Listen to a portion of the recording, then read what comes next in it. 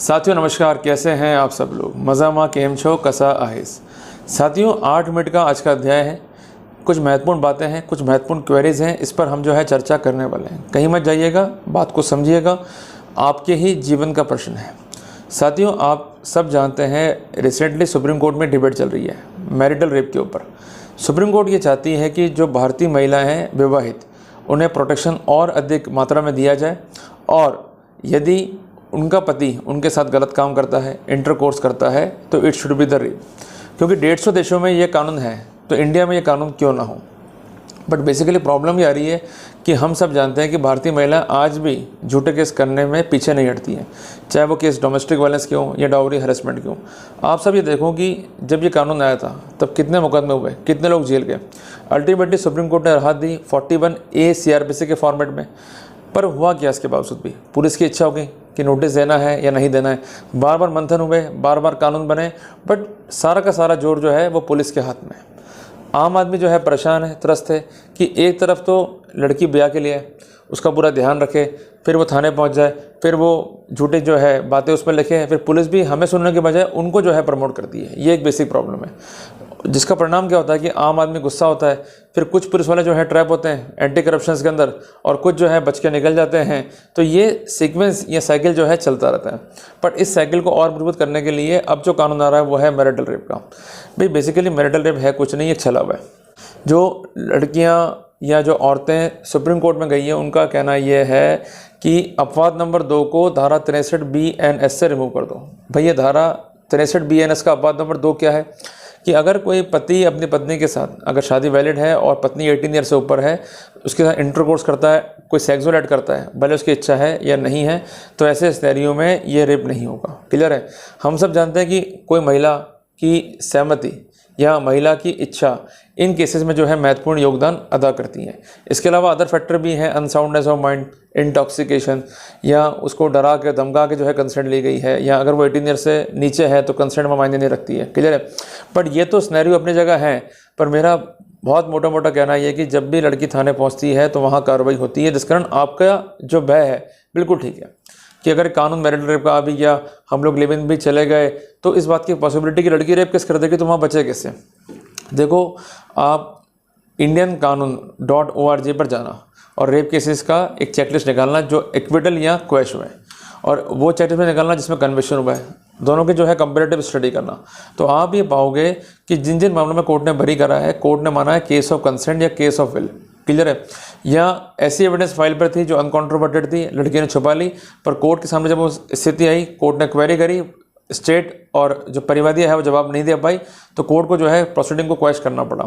तो ये कौन ऐसे लोग थे जो रेप केस हो जाने के बावजूद भी जो है बरी हो गए और इनकी एंटीसिपेटरी बेल तक ग्रांट हो गई या प्रोसीडिंग तक जो है वो क्वैश हो गई। साथियों बेसिकली हम सब जानते हैं कि एक मेल और एक फीमेल के बीच जो है अट्रैक्शन होगा। अगर आप पढ़े हुए हैं कोएड में, ठीक है, तो आप देखिएगा कि अट्रैक्शन रहेगा। स्कूल टाइम में भी अट्रैक्शन रहता ही है, कॉलेज टाइम में थोड़ा बढ़ता है और उसके बाद काफ़ी बढ़ जाता है। देखो बेसिकली एक मर्द चाहता है कि मैं एक महिला के साथ संभोग करूं। क्लियर है। और एक महिला की इच्छा भी यही होती है। ये एक दर्पण है काम शास्त्र का। क्लियर है बात ये। बट प्रॉब्लम ये है कि हम इन बातों को करने में हिचकते हैं, कोई इन बातों पर चर्चा करना चाहता नहीं है, जिसका परिणाम क्या होता है कि हम जब रिलेशनशिप में आते हैं तो हमारी अप्रोच ये रहती है कि लड़की खुश रखा जाए, लड़की जो है हमारे संपर्क में रहे, लड़की जो है हमारे साथ बोनाफाइड रहे, हमारे साथ जो है ईमानदार रहे। और लड़की को लगता है कि भाई ये तो एक शिकार हो गया अपना, और ढूंढते हैं शिकार, 2 शिकार, 3 शिकार, 5 शिकार, वो शिकार ढूंढती रहती है। अल्टीमेटली जब आपको मालूम पड़ता है तो फिर आपका दिल टूट जाता है। क्लियर है। और फिर आप गाना गाते हो कि जब दिल ही टूट गया तो जी के क्या करेंगे। भाई मत जियो, मरो जाके, उसको क्या करना। भाई लड़की को जैसे ही एक बेटर ऑप्शन मिलता है वो स्विच ओवर कर लेती है। आपकी ईमानदारी, आपकी सेवा भावना उसको कतई ही फैला नहीं सकती है। क्लियर है बात ये। तो इसलिए मैं कह रहा हूँ भाई अगर आप किसी से प्यार कर रहे हो तो इस बात को दिमाग में सेट कर लेना कि वो अगला आपका कभी भी नहीं होगा। क्लियर है। जब ये शरीर ही छूटना है तो लड़की भी छूटेगी, फिर दूसरी आ जाएगी। कुल मिला के किसी ने कहा भी है ना कि तुम लड़की के पीछे भागोगे, लड़की आगे भाग जाएगी, और तुम पैसे के पीछे भागोगे, लड़की तुम्हारे पास खुद खिंच के आ जाएगी। ये फैक्ट है और झूठी बात भी नहीं है।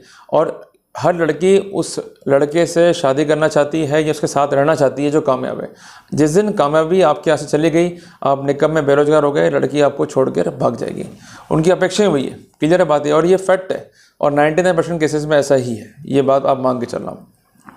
तो अगर आप लिव इन में रह रहे हो, एक बात समझ लो, तो बेसिकली ये आपको रेप से प्रोटेक्शन देता है। क्यों देता है जी? क्योंकि बेसिकली आपको लिव इन एग्रीमेंट के साथ साथ अन्य सिनेरियो भी रखने होंगे।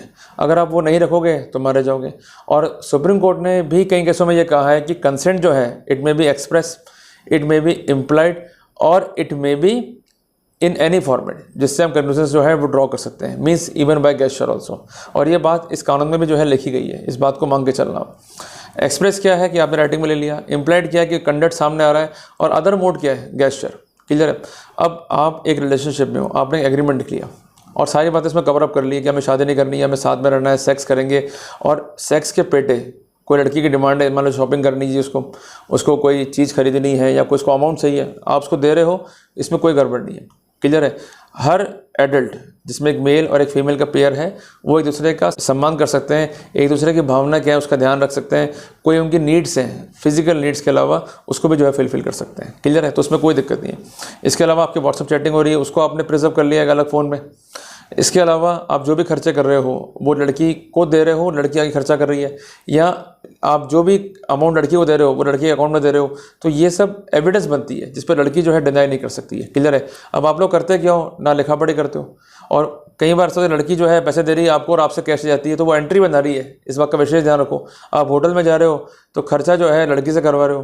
तो यहाँ कई बार ऐसा होता है कि आप रूम ले रहे हो तो रूम आपने एक ले लिया, तो वहाँ रूम 2 लो, साइन करो, बाकायदा लड़की का नाम से रूम अलाउड करो, एक रूम जो है आपका भी लो, और बाकायदा जब आप रुक रहे हो तो उसकी फ़ोटोग्राफी करो, काउंटर पे जब बैठे हो, रिसेप्शन पे हो तो वहाँ फ़ोटोग्राफी करो।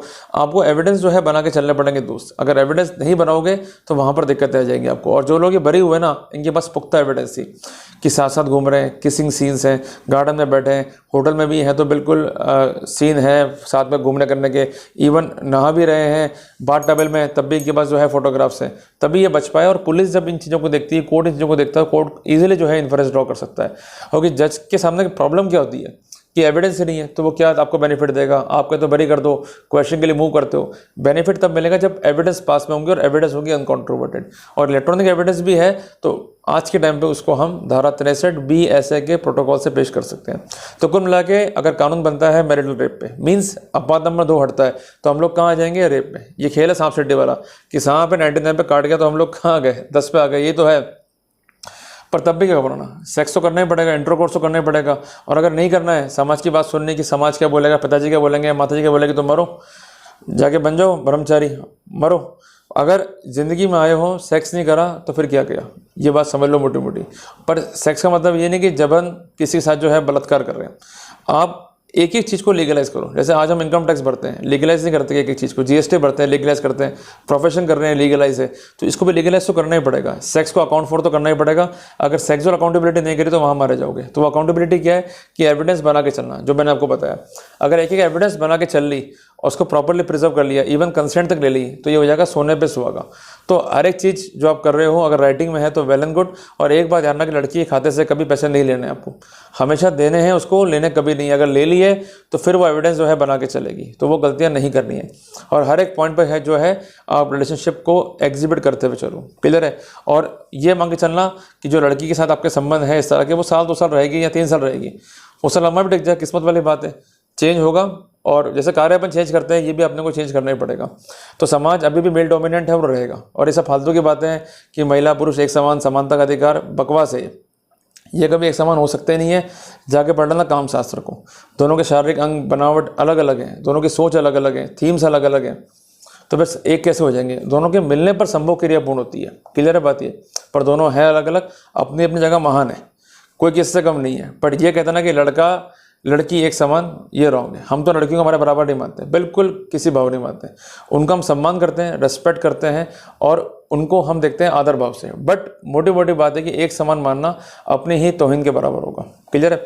तो इसलिए मोटी मोटी बात है कि चाहे वो कोई भी हो, सम्मान जरूर करो। अपने बराबर मानना एक गलत कंसेप्ट को हम आगे नहीं बढ़ा सकते। क्लियर है? तो बस ये छोटे छोटे एग्जांपल्स हैं, प्रैक्टिकल बातें हैं, जिसको समझ के चलना। अगर नहीं समझोगे, दुख आप ही पाओगे। समझ लोगे तो आपके लिए ईजी रहेगा। और अगर फिर भी समाज की तरफ आप आगे गए कि नहीं साहब समाज क्या बोलेगा, पिताजी क्या बोलेंगे, तो मरो। फिर मैंने बता ही दिया आपको। और आखिरी बात ये कहना चाहता हूँ कि जो होता है ना अस्तबल, जहाँ घोड़े बंधे रहते हैं या घोड़ों की ट्रेनिंग जहाँ हो रही है, तो जो ट्रेनिंग होती है पागल घोड़ों से या घोड़ियों से, और जिनकी लगाम सेट करना आपको आती है, या जो भी घुड़सवार है उसको आती है, जो जानते हैं घुड़सवारी को, तो वो बेटर पोजीशन में होते हैं उन लोगों से जो देखते रहते हैं, डरते रहते हैं, अरे गिर तो नहीं जाएंगे, पड़ तो नहीं जाएंगे। भाई देखो, लड़की जो है वो तो अपना उद्यम पूरा करेगी, तांडव पूरा करेगी, सब कुछ आपके हाथ में कि कंट्रोल कैसे करना है, लिखा पढ़ी कैसे करनी है, और कानूनों से कैसे बांध के रखना है। अगर बांध के रखोगे तो ईजी रहेगा, बांध के नहीं रखोगे तो मारे आप जाओगे। अब फैसला आपका है, मैंने आपको समझा दिया। कोर्ट कचहरी अपनी जगह है, बट आपके अपने राइट्स अपनी जगह हैं। कोर्ट कचहरी तो बात की बात है, बट आप खुद ही प्रिपेयर नहीं हो मेंटली लड़ने के लिए, तो फिर कुछ नहीं होगा। तो इसलिए लिखा पढ़ी पूरी करो, संकट किसी भी आ सकता है, पर अगर संकट आ गया तो वहाँ पर ये डॉक्यूमेंट ही काम आएंगे। और आपको एक बात मैं और समझाना चाहता हूँ आखिरी में, जैसे लोग कहते हैं कि भाई लड़कियों को एम्प्लॉयमेंट दोगे तो आके वो दम धाड़ कर देगी, या इस बात की पॉसिबिलिटी कि वो कपड़े फाड़ देवे, कुछ भी कर देवे, भाई औरत जाते। पर जिन ऑफिसों में कैमरे लगे हुए हैं, बड़े बड़े ऑफिसों में, लड़कियों को मजाल देखो, कुछ नहीं कर सकती वो, सिर्फ वो हिम्मत कर सकती है, बट कर कुछ सकते नहीं। उसे मालूम है अगर मैंने कुछ करा तो एविडेंस जो है मेरे खिलाफ बन जाएगी। क्लियर है? तो लड़कियां जॉब करें, अच्छी बात है, मर्यादा में रहें, और भी अच्छी बात है, पर जो मर्यादा तोड़ती हैं तो वहाँ पर सेफ्टी अपने को रखनी पड़ेगी। अगर आप नहीं रखोगे तो फिर बचाने कोई पता आपको नहीं होगा। तो जहाँ भी आप काम कर रहे हो वहाँ कैमरा जरूर होने चाहिए। इसके अलावा जब भी रिलेशनशिप में जा रहे हो तो वहाँ लिखा पढ़ी जरूर होनी चाहिए। इस बात को दिमाग में सेटल कर लो। अगर दिमाग में सेटल्ड है तो then there is no need to worry. आराम से आप सेक्स करो, मजे करो, कोई ट्रबल नहीं है। कुछ होगा भी, consent is there, case would not be made out. क्योंकि रेप का बेसिस क्या है? कंसेंट और विल। अगर कंसेंट है, विल है और इन्फर्ड है और क्लियरिफाइड है, then there is no need to worry. Clear है? तो मैंने आपको आसान शब्दों में जो है समझाने का प्रयास किया है। उम्मीद करता हूँ कि टॉपिक आपको अच्छा लगेगा। अगर अच्छा लगा तो वीडियो को लाइक और शेयर जरूर करना। मिलते हैं एक नए टॉपिक के साथ। टिल देन जय हिंद, जय भारत।